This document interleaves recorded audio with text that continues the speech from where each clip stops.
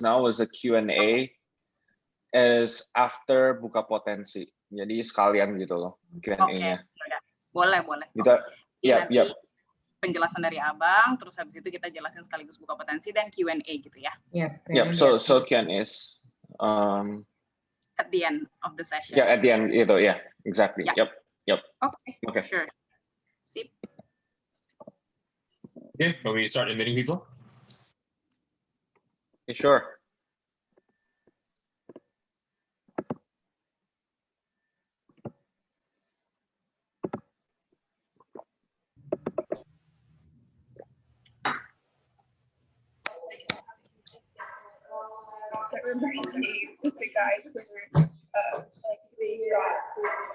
Hey guys, for those who just came in the room, please remember to mute yourselves and also have your video on, so as to make it a more interactive experience.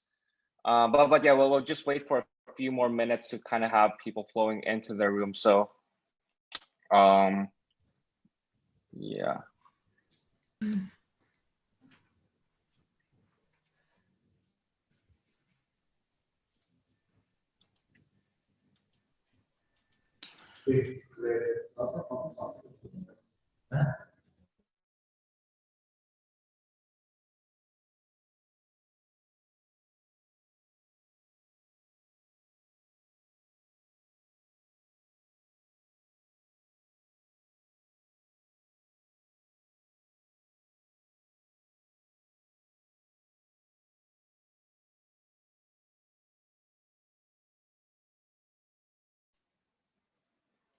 Also, guys, please, for those who are in the room now, it'd be great if you guys could edit your names so as to put the name of whatever school you go to beside your name.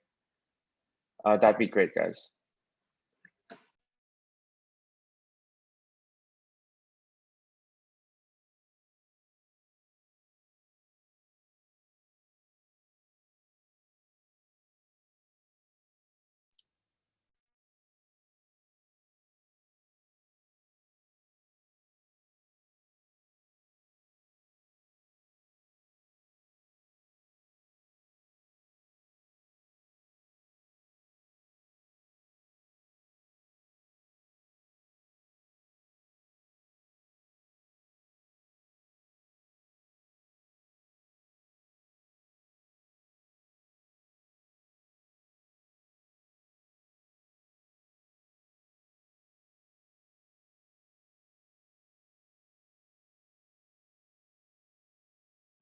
Okay, yeah, I guess we could kick it off. Yeah, for those who just entered the room, please have yourself muted, and also, if possible, have your videos on, so it could be a little bit more interactive.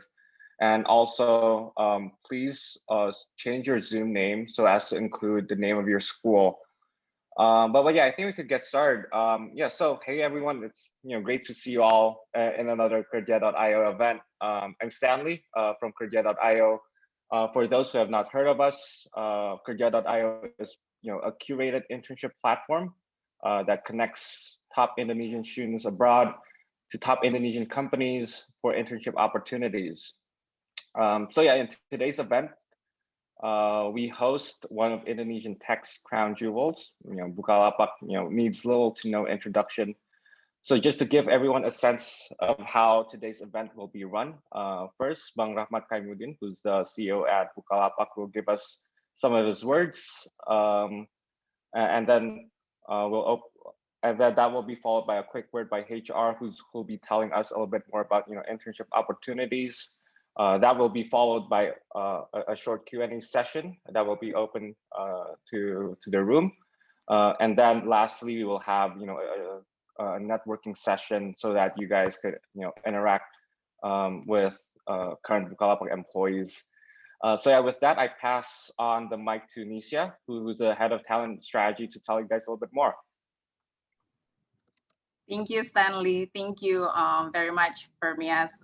It is a pleasure for Bukalapak to have this session, sharing about what Bukalapak do today and sharing for the upcoming opportunities that all of you, Permias, can also tap into the opportunities. So in this session, we also feel honored that our CEO, Bang Rahmat Kaimuddin, will share to all of us today about the economic challenges and opportunities, and also the most important thing is how Bukalapak's presence can tap into those opportunities. And just like what Stanley mentioned today, my name is Anisia. Hope we can cross someday in the future, or it could be in a LinkedIn. I'm from Bukalapak Talent Strategy. So before we get started in the session, I'd like to introduce you to our CEO, Bang Rahmat Kaimuddin. He's actually a seasoned leader with a various experience in diverse industry. And as you probably aware of, he actually graduated from MIT as part of the bachelor degree and also MBA from Stanford University. So it's very relevant to the audience for today's session, yeah. And he also has a very various backgrounds, starting his career as a consultant in BCG, then the venture capital, if you might probably aware of Principia, then moved to family business and Bosowa as a corporation. And the last service before he joined Bukalapak, he actually served as a CFO or director from in Bukopin. So without further ado, I think we can just hand over the session, our main session, to Bang Rahmat. So Bang Rahmat, the floor is yours. Yeah, thank you, Nisia. Good morning for the people in Asia, and what is it now? Good evening for everyone in the US. First of all, thank you for spending the time and want to listen about our stories in Bukalapak. Mungkin kita naikin slide-nya dulu.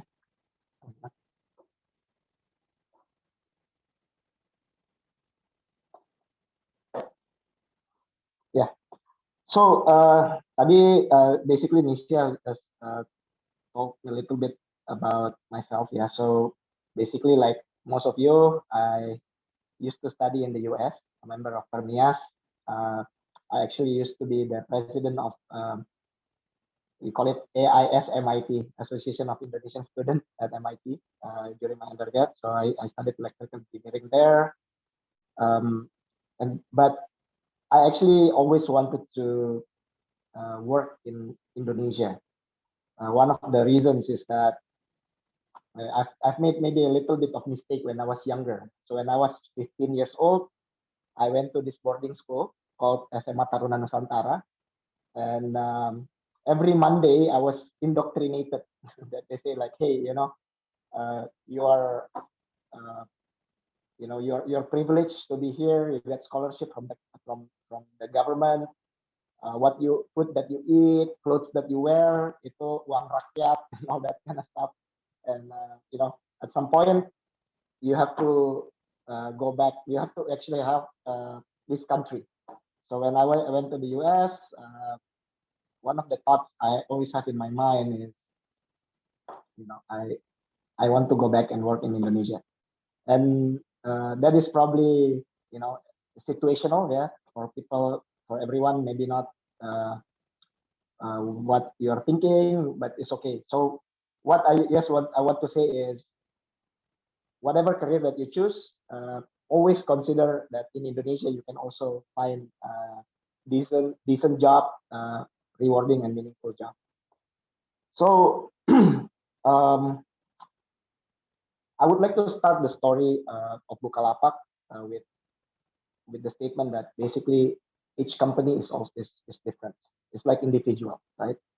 Everyone is unique, and I think it really depends on basically what kind of problems that we want to solve and what is the approach, right?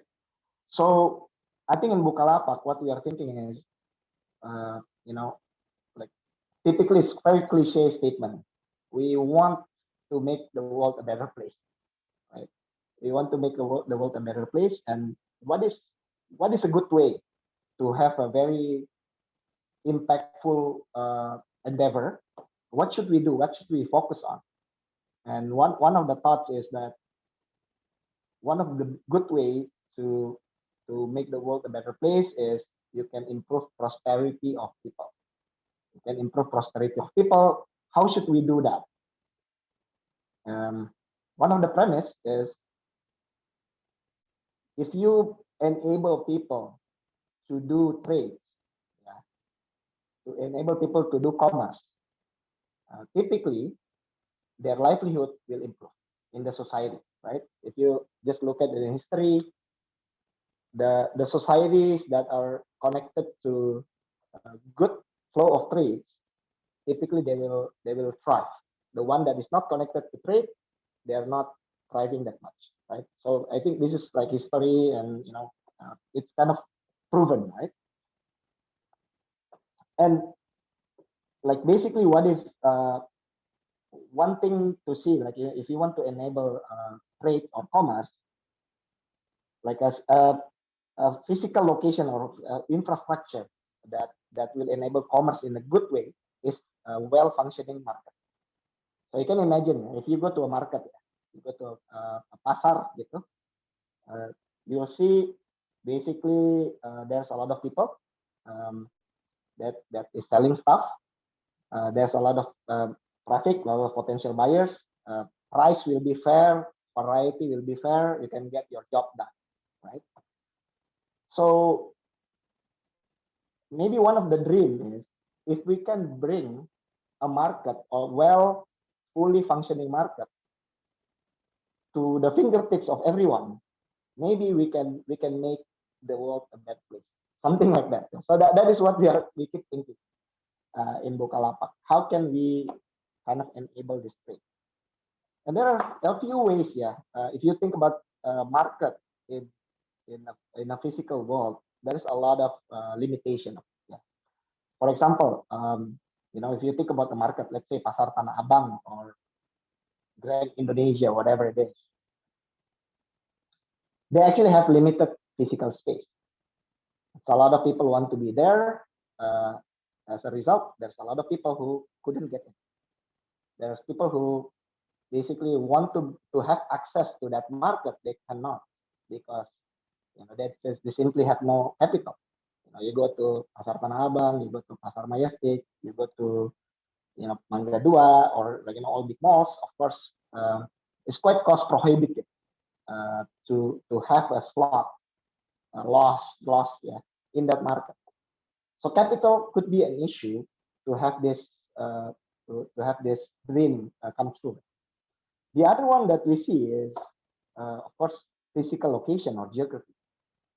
If you live, if you live in Jakarta, you are, you are blessed with great markets. You have Pasar Tanah Abang for textiles, you have Mangga Dua for knickknacks, all this kind of stuff, right? Asam Rages for, so we have a very well functioning market, very complete stuff, very fair price. But if you are not located in the big commercial centers, basically, then you have a problem. I grew up in Makassar, and yeah, of course, sometimes we couldn't find things. At least 20 years ago, when I was younger, whatever. Right? Sometimes if you want to buy books, maybe I couldn't find it in the Gramedia in Makassar. Maybe you have to go to Gramedia Matraman, for example, or cari go to Pasar Senen, find for all this Kuitang or something like that. Right? So we don't have that luxury. People who doesn't have access, geography could be a problem. And also it's the same for the buyers as well. People in Jakarta, for example, will have a market of Jakarta people with higher income. But if you are in some places in Eastern Indonesia, you have access to the market with lower income per capita. Right? So this could be a problem as well. And what we started initially is, what if you use internet to create to bring markets for everyone? Right? So we started in 2010 to bring a market. So we created an online marketplace, and online marketplace was initially was faced with skepticism, and then there's a lot of infrastructure that needs to be built. Yeah, online marketplace, it has to have a good rule. It has to have good payment system. It has to have logistics. It has to have a good enough user experience so that people can see and the goods and whatnot, right? And yeah, arguably, like we have been quite successful in creating that uh, with other people as well. In the market, people start entering Indonesian market, start building this online marketplace, right?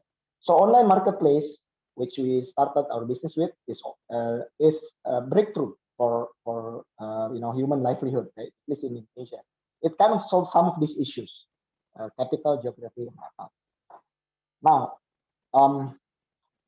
but what we see afterwards, yeah, a few years down the road, is that uh, you know of course, a lot of capital is put into e-commerce, into online marketplace, uh, and some of this capital, quite a lot of this capital, ended up being spent to encourage people to transact more, and more and more, right?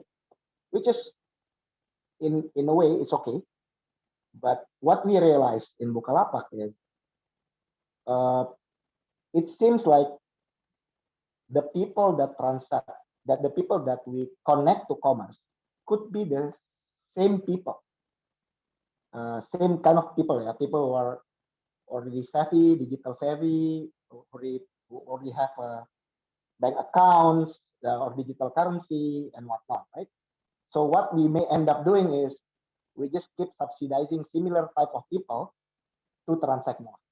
And this is not something that we think kind of, I mean, that is okay, but we still have a lot of problems because there's a lot of people who simply are not digitally or financially included. So we have these financial services in the right. It's a problem. If you don't have digital currency, then you cannot transact digitally, right?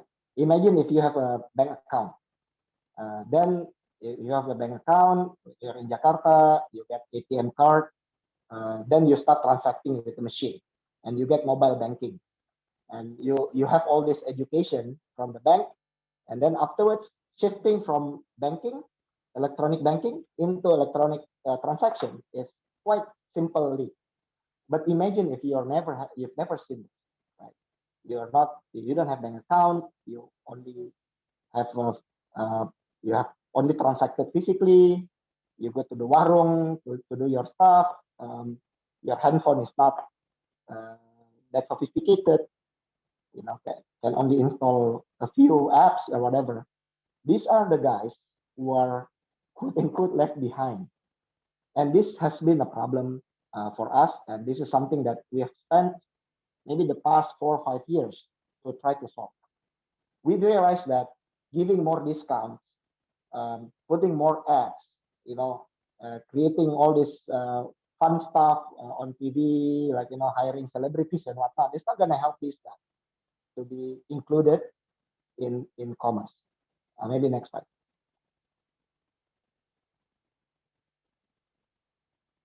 And afterwards, what we realize is we look at this online e-commerce transaction, and what we found is e-commerce or online transaction is actually very very small scale in Indonesian economy. We are talking at the time in 2019 between 3 to 5%. Um, Maybe after COVID in 2020, we see that e-commerce raised about 50%. Even and the economy contracted about 2%. So yeah, roughly it's still below 10%. You're talking about maybe 6 to 7% today. So still quite small, despite the glamour.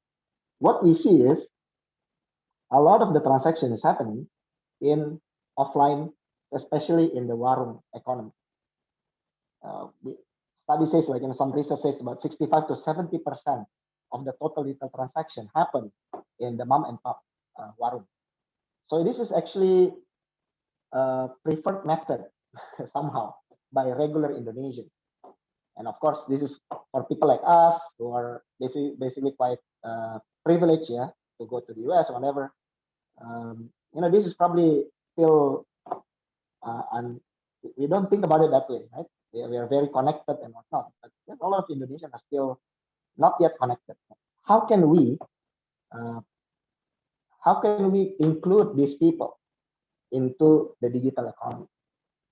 And uh, and not only these guys, yeah, these guys is already trader, yeah, not only the warung, but the warung's customers, the people in the neighborhood. How can they benefit from the growth of e-commerce? So what we are actually trying to do as well is outside of this online marketplace, we created another application that we call Mitra Bukalapak. So Mitra Bukalapak simply is a seller app. Initially, it's a simple thought is, hey, in online marketplace in our Bukalapak app, you can actually do some digital transaction already. You can buy pulsa, you can pay electricity, you can pay your tax, and all that kind of stuff. You actually today can do it offline in modern trade. The mart that we have all, the modern trade shops, these guys can do that. In the warung, of course, they don't have that capabilities because all the modern trade is actually big corporation. They can deal with the telco companies. They can deal with state-owned and all the organizations, and then after that they just spread it across their franchisees. And of course, this warung doesn't have that capability. So, but Bukalapak can. Bukalapak already have that capability. So what we did is initially we create an application for this warung, and this warung can be a payment agent for these services. So just by downloading, they can be an agent that can resell phone credits, can accept payment for tax and whatnot, right? So multiple products that we can do digitally. We shifted to this warung, and this warung immediately have multiple new services that they can offer, and of course the neighborhood also benefit. Once we start signing up all this warung, we also realize that hey, this warung maybe have about, I don't know, 100 200 SKUs that they try to put, and they buy it semi retail, right? Because they only buy in not that big box, right? But if we have more warung, hundreds of thousands or millions of warung, maybe we can have more purchasing power, more negotiating power, and we can probably have negotiated cheaper prices, and we can give that better price to the warung, and they have more income, more profit, right? And that's what we do. So we start offering them ability to order goods from us. So we aggregate the demand. We build like infrastructure in the back. So we work with principals, we work with wholesalers, and they say like, hey, we'll negotiate in bulk, and we'll deliver the goods to the warung, and the warung can order. And after that, they start snowballing. This warung also realized one thing, like in our application, we actually created a link to our Bukalapak. And they realized like, hey, you know what? There's a lot of things in Bukalapak that I can resell to my neighborhood. So they start buying stuff from Bukalapak. And we created like kind of like a connection that they can become reseller of our online merchants. And now the neighborhoods are connected to e-commerce, even though they don't have digital currency, even if they don't have application or they don't have smartphones. And this is actually one of the things that we try to do. We are currently want to connect everyone directly or indirectly through this our infrastructure that we built. So if you are sophisticated buyers, you are comfortable transacting online, you can go to online marketplace, Bukalapak. But if you're not, you can still be connected. You can still get the benefit. You can just go to your neighborhood warung. You can transact offline. You get the feeling of offline. But in the back of that, you have like one of the largest e-commerce in Indonesia. You not only sell 200 300 SKUs, you can sell millions of SKUs, and of course, the warung get more money, the neighborhood people also get more access. So that is what we are trying to do slightly differently, and of course, this is very grassroots thing. Yeah? A lot of things is like initially we have to go around and talk to people, convince them, educate them, and whatnot, right? But we believe if we on board one guy that is already warung, maybe you like 50, 100 people nearby, you'll benefit. So next slide. So what we are now, yeah. We currently have these two main platforms. Our online marketplace. Currently, we have about 6.5 million online merchants in our platform. To enable payment, we have like 26 bank partner. To support logistics, we have about 12 logistic partners, and we have about more than 100 million registered users in our platform. And in the Mitra Bukalapak, currently we actually have about 7 million warung and individual agents, and this is actually very I don't know, it's very empowering and very satisfactory for me. When I joined last year in the beginning of 2020, the number is 5 million merchants online, about 4 million warung, and because of COVID, a lot of people want to transact near home. This last year we get maybe about 1 million plus online merchants, but additional 3 million of warung that are connected. So, and of course, with that 7 million warung, we serve multiple of that offline. We actually, these guys are the warung customers, right? We don't know how many of them, but we know that these guys is actually quite important, and they're already connected. Today, both Bukalapak and Mitra Bukalapak, the growth of Mitra Bukalapak, basically from maybe 0%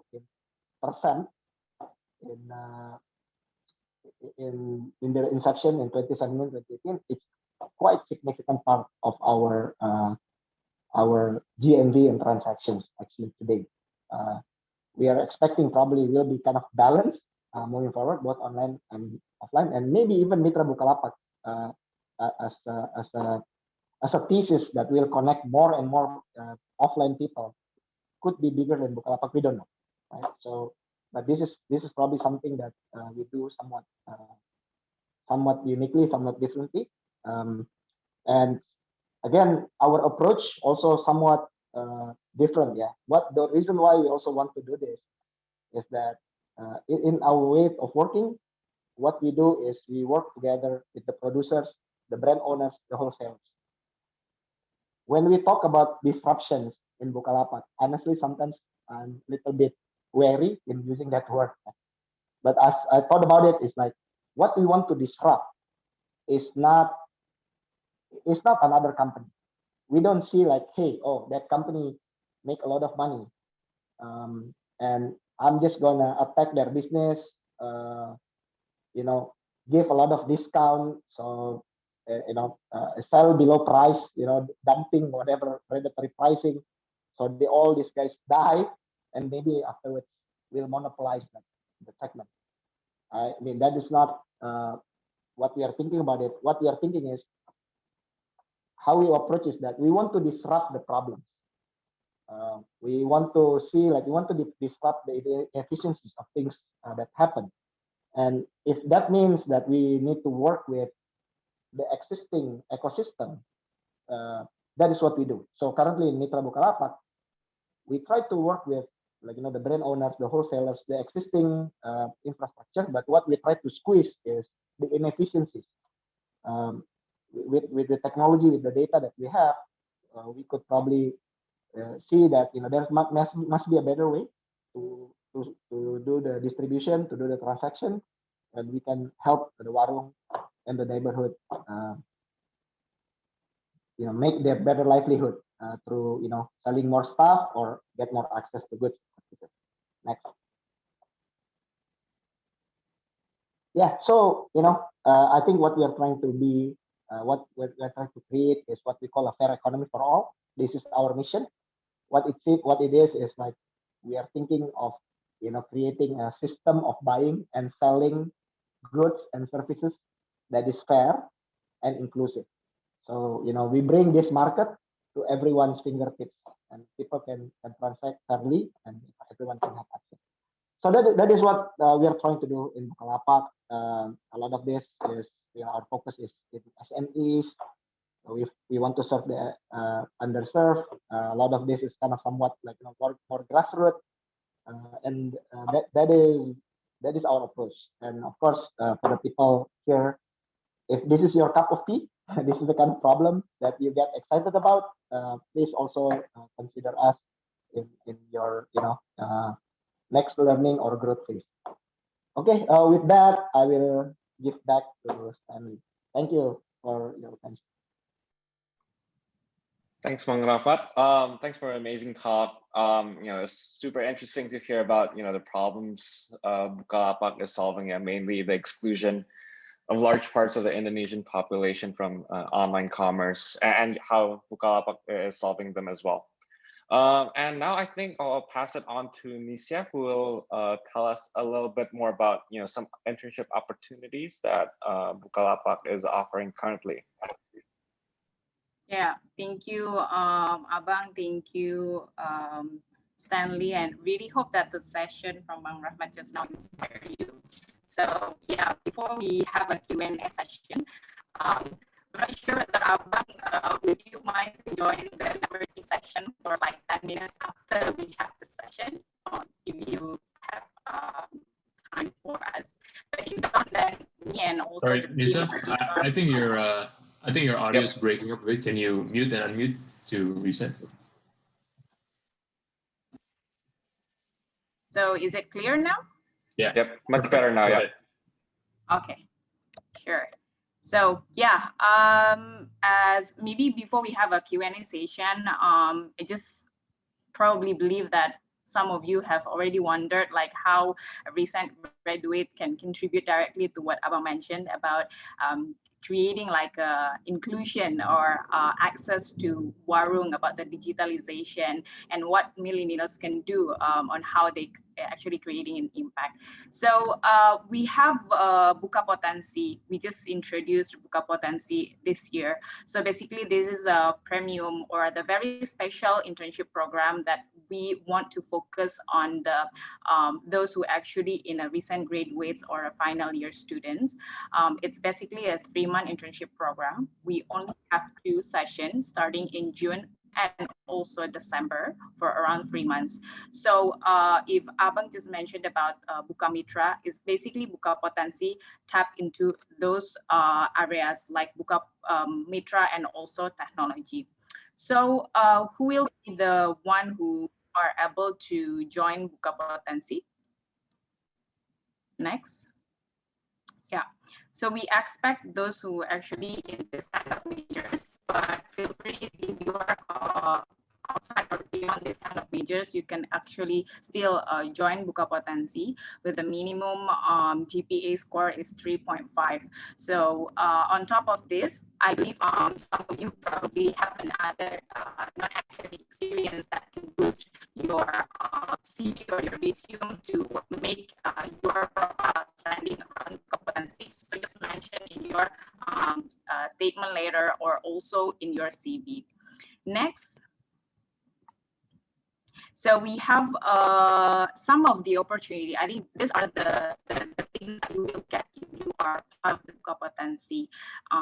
First thing first is basically about the how you actually have a greater chance and opportunity to be part of Bukalapak squads, meaning that we want to groom our best talent at early stage of their career, meaning that it's not just about the job assignment, but also the development that we also give through the career. So you probably have to be ready after 3 months during the internship program. The second one is basically we want to have you for the impactful project. Of course, we only focus on the Buka Mitra as what we call it as a O2O business, what just Abang mentioned at the earlier stage. And the second one would be around technology. So if you're interested to making an impact and being involved in the real business case on how you empower empower the warung, I think Bukapotensi is the right place for you to start of how you actually can see working in a startup environment. The third one that we also want to emphasize is basically the continuous development that we highlight through this program. So we have like a tailored development program, including the mentorship and coaching from the respective leaders. So you will have like be ready after the 3 months, and also next step for the career in Bukalapak. So it will be much more interesting for you to join Bukalapak. The last one is actually the competitive package. Of course, this is something that we put it at last because something that, of course, Bukapotensi make it stand out from the rest of our internship program.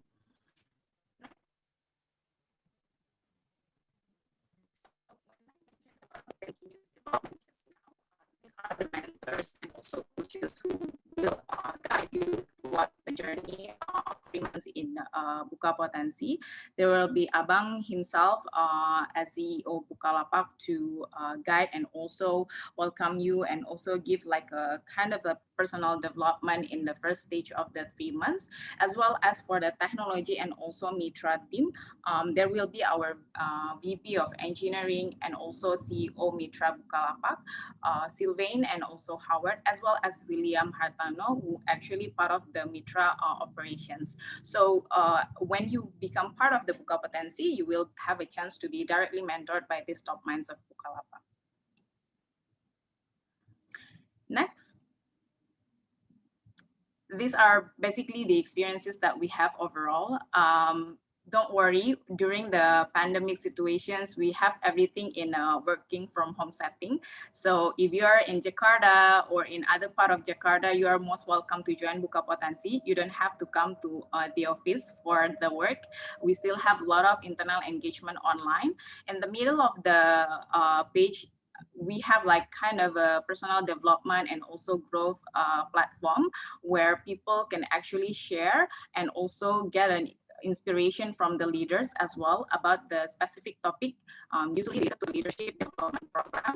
So it's very interesting as well. We can listen from prominent leaders internally in Bukalapak sharing about their experiences and practices about the leadership.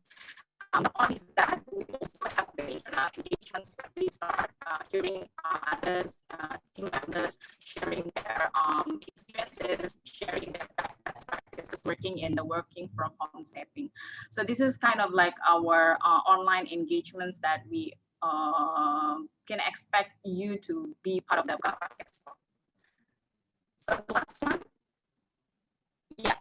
I think this one is one of the examples we have in Bukalapak. So I think there are a lot of success story through the journey starting from internship program. One of the examples is why we put Ken Nabila here is basically she's unique. She's not only have a career in Bukalapak, but also get a spouse in Bukalapak. So it's very interesting as well to see her career progressing so much in Bukalapak, starting as an intern. And one of the things that you also see not only from Kenabila here is actually Ditya and also Dika, who actually partnering with you in this kind of Bukapotensi. The product of Bukapotensi is based on their thought process. So you can imagine that when they start their journey as an intern, they can create something impactful like Bukapotensi to be implemented directly to the rest of the organization. So saying about the impact, I think even an intern, especially Bukapotensi, where there is a very specific impactful project, I believe you will learn so many things throughout the journey, even though it's just like for 3 months in Bukalapak. So yeah, I think that would be the last slide. This one is basically the timeline that we have. So you still have like probably 1 or 2 weeks to prepare your CV and resume before you submit to our platform in Bukapotensi career page Bukalapak. So after that, we kind of like have an HR interview and also business case study or online technical test for those who actually apply for technology positions. But if you guys want to be part of the O2O business, then there will be a specific business case study that you have to be done in a group and also in individual setting. And the offering will be starting in the June, meaning that onboarding process for those who actually selected as part of the Buka Potensi will be started in week 1st of June 2021.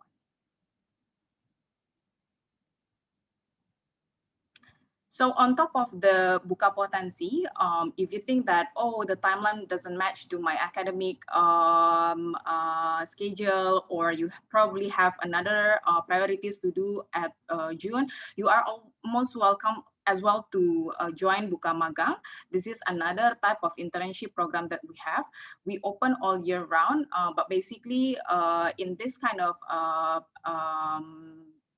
internship program, we usually have a specific requirements or positions that expected based on the needs of the business. Like for example, we kind of like launch it in career page that we have a specific for a marketing or for a product team or probably for the HR team to have like a Buka Magang intern joining our regular session.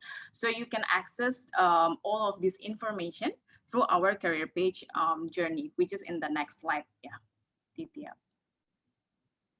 Yeah, so if you're curious more about the details related to the competency or also about our regular internship program, you can directly go to this link, bl.id /apply-buka potensi. So, but if you have further questions about this, you can drop your comments or chat in the column sections or contact to the Buka Potensi at bukalapak.com. So yeah, I'll give it back to Stanley for the last session, the Q&A session. Thank you. Of course, thanks, Nisha, for that information. You know, if anyone wants to work closely with some of the best minds in Indonesia to, you know, revolutionize Indonesian commerce, there's really no better place than Bukalapak. You can of course apply for these positions either on the Bukalapak website or on kerja.io as well very soon. Now we'll open up the room to questions. You know, anyone who has a question, please raise your hand using the raise hand feature and wait for your turn. Yeah.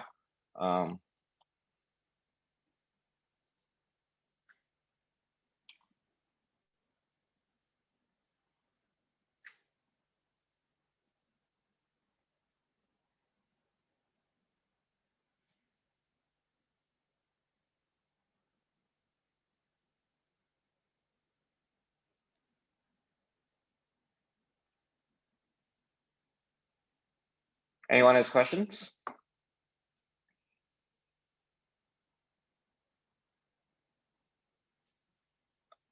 It could be either about, you know, Bang Rahmat's talk just now about the problems Bukalapak is solving, and also it could be about, you know, some of the technicalities as well. Okay, we could have Panusunan Lubis. Could you unmute yourself and turn on your videos and introduce yourself and which school you go to? Okay, thank you for the opportunity to ask. I think I want to ask to Miss or Mrs. I'm sorry. Miss Anissa. Yes, come Mrs. Used to be Miss, but now Mrs. I'm just curious about how the IT staff or IT, I mean, something like me, I'm as IT guy, do the internship in Bukalapak. Is that something like we develop or the application or software that could support this Bukalapak website or anything? That's I think if there is another, if for the second question to Mr. Rahmat, I just want to ask about how can you, I mean, you deal with the customer that about the complaining or anything, because I think the customer is always number one in e-commerce and also trading. Thank you. Bang Rahmat want to ask the second question first? no, you go ahead first. And then I'll Okay. answer the second. Sure, thank you, Bang. Thank you, Mas Panusunan, for the question related to the specific for technology. So if I understand correctly your questions, that would be around the process, especially the technical aspects for technology requirements, yeah, Mas Panusunan. So basically what we will have in the process, there will be like a technical test twice. The first one is an online test, which is a quality.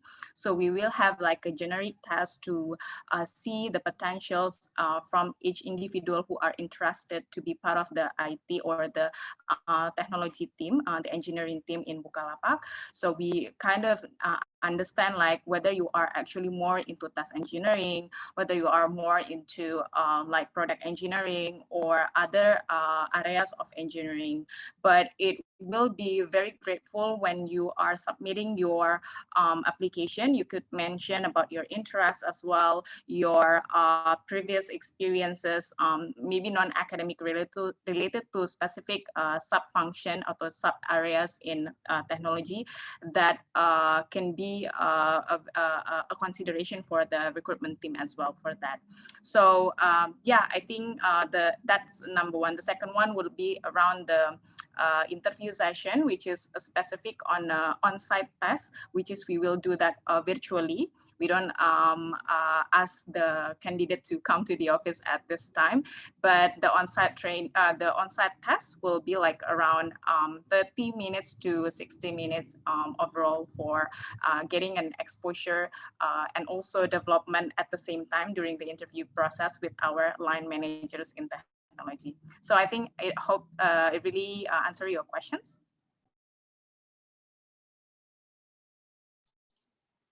Cool. Okay, Thanks for the question and the answers. I think that's enough. Yeah, thank you, Ms. Anisha. Okay, let me answer the second one. Yeah, just basically, yeah, I think what you said is correct. Customers is very, very important, and we take this very, very seriously in Bukalapak. For example, how do we deal with complaint? The overall thought is for us as a marketplace, reputation is actually number one. We have to have a reputation that this place is a good place to do transaction, it's a safe place to do transaction. Because as a market, we don't have a product. Our product is the ability for people to get their things done, right? Yeah, so what we try to handle, yeah, for example, if someone have a complaint, customer service management or CSM, we call it in Bukalapak, is actually the second largest tribe. We have the most people. The number one is technology, and then CSM is actually the second largest in terms of manpower that we have, because we try to make sure that all the people's complaints are handled well. That being said, sometimes it's quite unique situation that we face, because a lot of people are still not used to transacting online. I'll give you an example here. If you're in the bank and you give your ATM card to someone and PIN to someone, and that person go to ATM and withdraw all your money, then that is basically your fault, right? Because you give your identity and your password. But in e-commerce, a lot of people sometimes, they give their username, they give the password to someone else, and that someone else use that identity for transaction. Who they will be angry with? They will be with us. So we have to kind of educate people as well, that they like, hey, we have a responsibility to make sure your security and whatnot, but we also have responsibility to protect your identity, your digital identity and whatnot. So this is kind of something that we balance. But yeah, this is obviously customer experience is very, very critical for our platform. Thank you, Mr. Rahmat. All right, thanks for your question, Panusunan, and thanks for your answers, Paramat and Nisha. Next, we have Ryu from Clark University. Ryu, remember to turn on your videos and introduce yourself along with your school name. Go ahead. Hi, my name is Ryu. I'm an econ major at Clark University, and I wanted to ask, what kind of prior work experience or skills do we need to have before we apply for the Buka Potency program? I think Nisha, this is yours. Yeah. So, am my sound is clear now? Because I heard from Abang and also my team that my voice is breaking. Is it clear now? Yeah, it's Okay. good. Yep. Yeah, thank you. Sorry, guys. Yeah, Ryu. So you asked about the experiences prior to this process for the Buka Potency. Correct me if I'm wrong. Yeah. So I think since we are targeting for the recent graduates and also third and fourth year students in the university, so we don't expect people have a professional experiences before that in prior to the Buka Potency. What we expect is on top of the academic records that you have, we also expect this individuals has a strong personality and also characteristics that we're looking for. It could be seen through your academic and also non-academic experiences. So let's say if you have experience and also involvement in different kind of student body in your university, or you have like a community outside the university, that would be great to mention in your CV. So we understand that, oh, this individual have an interest, have a passion related to certain kind of areas that we are looking for. So I really hope that it answers your question. Yeah, thank you so much. Cool. Thanks for your question, Ryu. Next up, we have Samantha. Please, turn on your video and introduce yourself. Hi, my name is Samantha. I'm currently a sophomore in Cornell University's Hotel School. Thank you for speaking with us. I just have a really quick question in terms of the recruitment process. So I know you mentioned like really working closely with all the higher up in the company, but I was wondering how this, I guess, will be implemented. Like, is there a certain quota of students that you will be accepting in order to have this more, I guess, like larger ratio? Yeah, thank you, Samantha, for the questions. Yes, we do have the quota for this, especially for the technology and also O2O. For this year, we try to have like 20 individuals, and we divided into 2 batches. So we really hope that having a small batch amount of students, we can focus more on the development process. On top of the mentors that I mentioned earlier with you, actually there are also the other individuals, also line managers that will directly be the mentors for you on a day-to-day basis. So hopefully in those 3 months, you will get a experience and also better understanding about how Bukalapak works, and also especially in the Buka Mitra. Thank you. Cool. Thanks for the question, Samantha. Next up, we have Andrew. Please turn on your video and introduce yourself. Hi, Go for it. I'm not sure my video or not. Oh, there we go. Okay, right. So I think this question is addressed to Pak Rahmat. So thanks for talking with us today, everybody. But for Pak Rahmat, I guess all of us here would probably know that within the e-commerce sector in Indonesia, there are a lot of big players. There are a lot of big names. So I'm just wondering, what is Bukalapak's selling point compared to those other companies? Like, what gives you guys an edge over the other players within this realm? Yeah. Basically, I think because again the online e-commerce is very sexy. it's growing from a very small base. It attracted a lot of investment from other people. So today, maybe like a unicorn-sized company.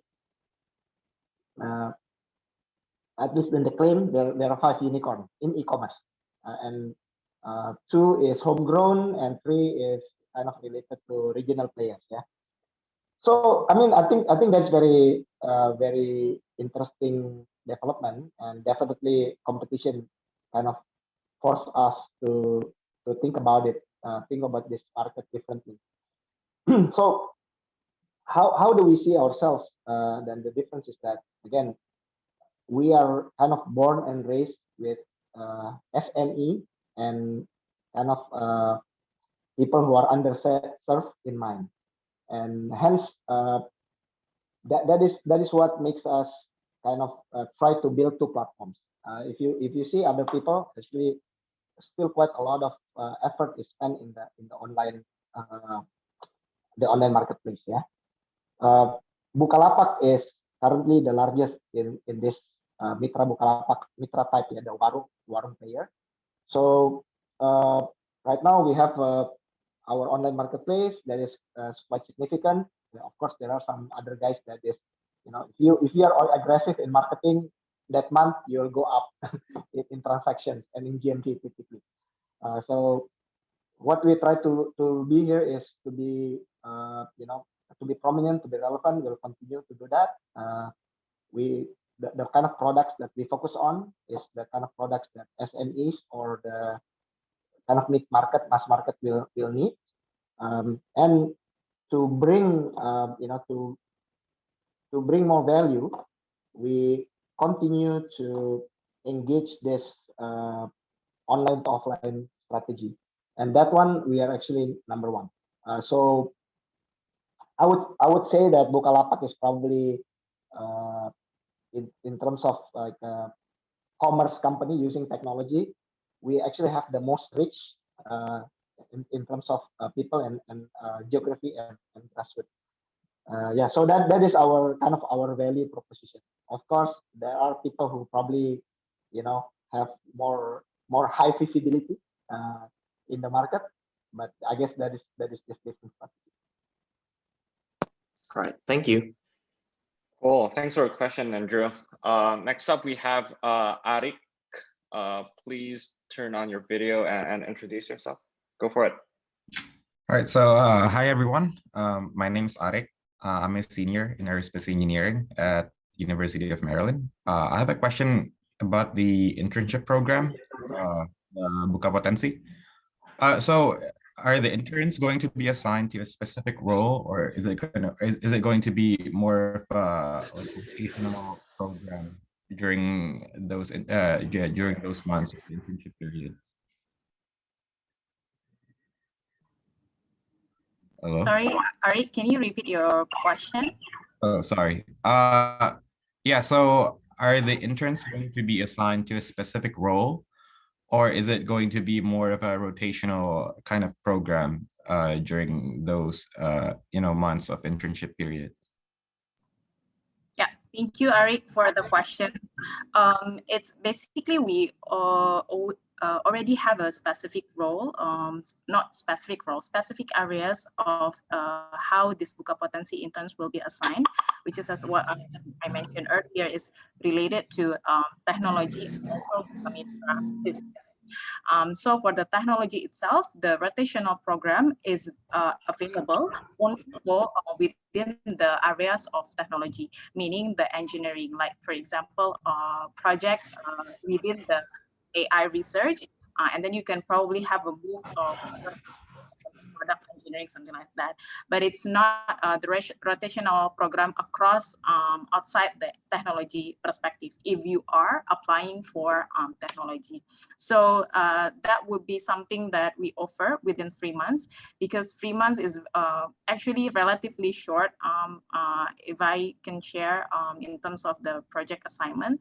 So even though if you are assigned to one particular project, your exposure, your experience will be also tap into different kind of areas of technology and maybe also business as well, something like that. Awesome. Yeah, thank you for your answer, Bu Anisia. Cool. Thanks for your question, Arik. That brings us to the end of the Q&A session. Now we're going to be moving on to the last session of the event, which is the networking. So how it's going to work is we will be splitting the room into 2 breakout rooms to network with, of course, Bang Rahmat and Bukalapak HR, and of course some other employees, so that you guys could gain some firsthand insight about life at Bukalapak. We will be capping the networking session at 30 minutes, after which we will be bringing everyone back onto the main room for some closing words. And actually before that, before the networking, I think we will be taking a picture. Who's going to be taking the picture? Alvin? I'll be taking the picture, Stan. Okay, Viola, perfect, cool. Just give us the heads up. Go ahead. Yeah, so just smile because you might be on my first slide or my second slide, so just keep on smiling. Okay.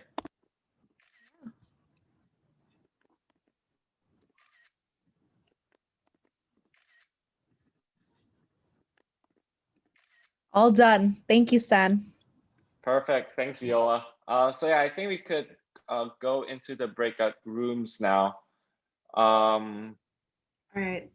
Grace, go ahead. Yep. Yes. So I'm going to start the breakout rooms now. Participants, you should be able to choose between 2 different rooms. So I'm going to start them right now.